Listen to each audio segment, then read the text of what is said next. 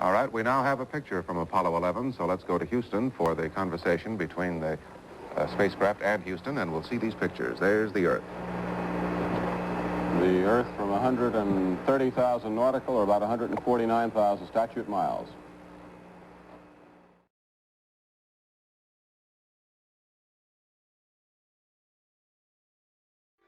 Though the federal government would have you believe that this is a view of Earth from a distance out of the spacecraft's window as it nears the moon, it is not.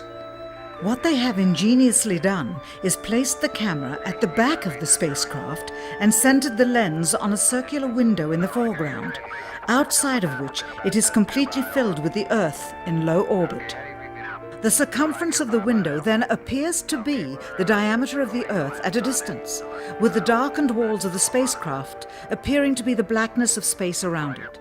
That is why they wanted the interior dark and blocked out the sun from entering through the other windows. Here you can see the extruded window, probably 2 inches thick at the bottom. This is because the Earth's shine is coming in at a downward angle. It also causes the Earth to appear to be an irregularly shaped circle, for you are seeing the outside of the window at the bottom and the inside of the window at the top, which together form 2 different sized halves of a circle. Subsequently, this take was never used. As they perfected the shot, a crescent-shaped piece of black material was inset slightly into the window to create the illusion of the Earth's terminator line dividing night and day. It is uncannily convincing.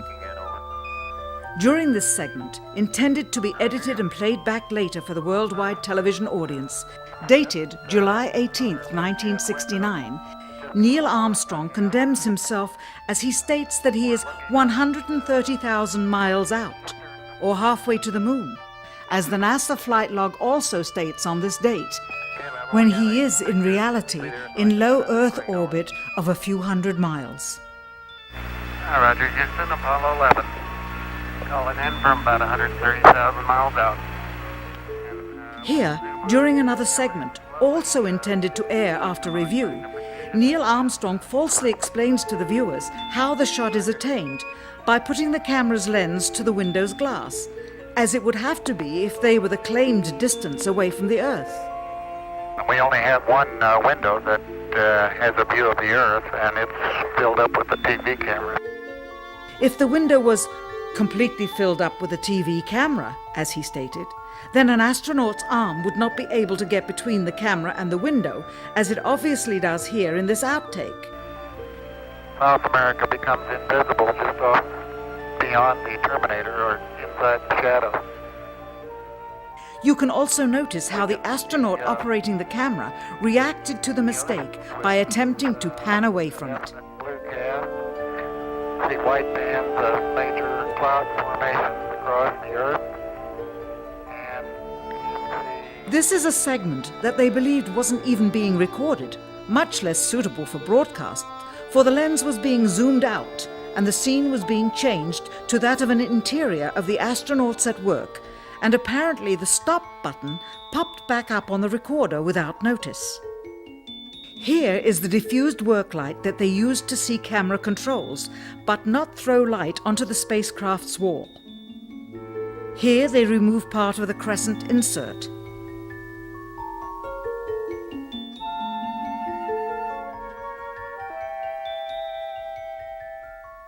Finally, the iris is opened up and you can see the real location of the camera and the very bright and near Earth out the window.